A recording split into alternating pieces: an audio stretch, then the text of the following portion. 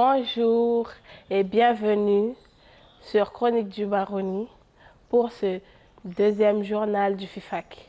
Nous sommes toujours au camp de la transportation, mais avant de commencer cette édition, je vous propose de revenir sur la soirée d'ouverture qui s'est déroulée hier soir.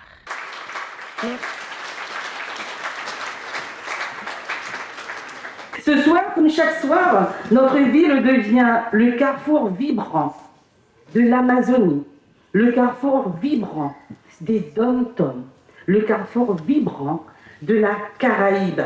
Le camp de la transportation où on se situe aujourd'hui, magnifique lieu qui était jadis un lieu de pleurs, un lieu de souffrance, est devenu aujourd'hui un lieu de bonheur et de joie. Nous avons la mission et lourde responsabilité de préparer l'avenir. C'est pour ça que dans les jours qui viennent, nous allons vous dire, nous diffuseurs, que désormais nous n'attendons plus seulement des formats documentaires pour la télévision, mais également des formats documentaires pour la radio, pour les réseaux sociaux et pour les plateformes web, puisque nous avons toujours à cœur d'aller chercher nos publics là où ils sont. De retour au camp de la transportation, nous avons maintenant rendez-vous avec Estelle Mauriac. Elle est productrice de films documentaires. Elle vient présenter son dernier film, Antekumpata, regardez. Je m'appelle Estelle Mauriac, je suis productrice de documentaires dans une société qui est basée à Paris qui s'appelle Ciné TV.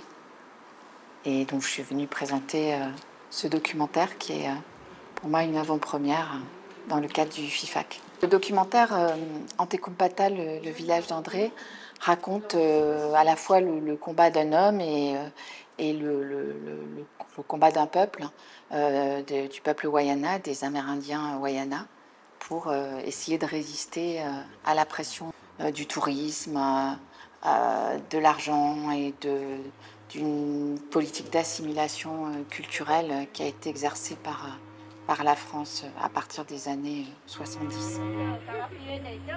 Je suis resté avec des gens qui sont devenus pour moi plus que des amis, une grande famille si vous voulez. Et j'ai pensé qu'il était utile, même indispensable, de gagner leur amitié, leur estime.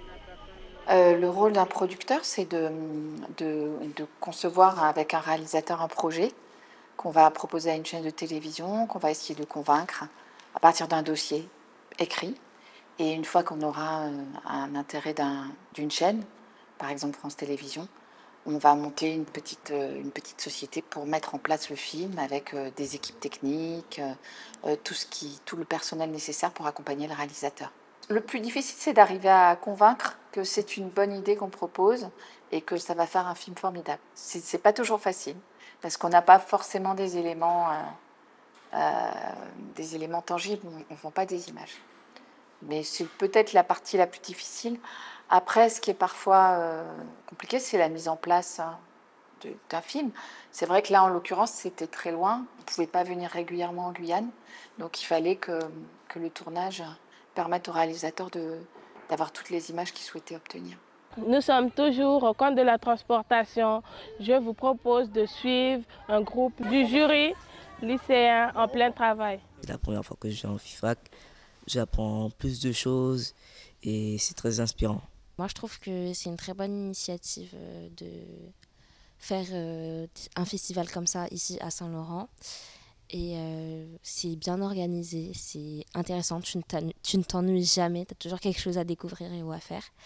Donc j'aime beaucoup pour l'instant. Je travaille au pôle Image Maroni et je suis chargée de communication et j'ai aussi une expérience de journalisme, ce qui fait que de temps à autre j'interviens dans des ateliers d'écriture avec des élèves de collège ou de lycée à Saint-Laurent-du-Maroni. Donc là j'encadre 4 élèves du lycée Tarcy qui participent d'une façon générale au jury lycéen.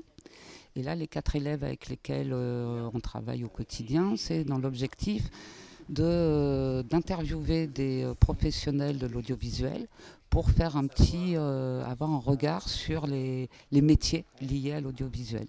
Donc on a aujourd'hui interviewé Monsieur Le Curieux sur son métier de producteur. En tant que journaliste, c'est d'apprendre aux enfants à réfléchir sur c'est quoi le journalisme. Donc un petit peu les mots-clés, la déontologie, comprendre un angle, qu'est-ce que c'est. Donc là, en l'occurrence, l'angle par exemple, c'est les métiers liés à l'audiovisuel. Donc quand on prépare les questions, on va tout d'abord chercher des informations sur la personne que l'on va interviewer, son métier, et à partir de là, les questions naissent petit à petit sur qu'est-ce qui nous intéresse. Et on élimine de fait les questions qui n'ont plus de rapport avec l'angle choisi, même si elles peuvent être intéressantes, mais ce serait pour une autre interview. Et ce qui fait qu'on a réussi là à faire quelque chose de très carré, comme on le souhaitait, de ne pas dépasser le quart d'heure d'interview, parce qu'après, il y a toute la retranscription, parce qu'on est à l'écrit, donc ça prend du temps. La finalité, c'est donc, une fois qu'ils auront appris à cerner un angle, à être fidèles à la retranscription, travailler sur la recherche, donc ne pas se contenter d'une seule recherche. Eux-mêmes, ça leur apprend un parcours d'analyse, de projection. Et in fine, les 3 interviews qu'on aura réalisées, elles seront publiées dans le journal du lycée Tarcy. Merci beaucoup. Au revoir. Alors. Merci de nous avoir suivis. On se retrouve demain pour un nouveau journal.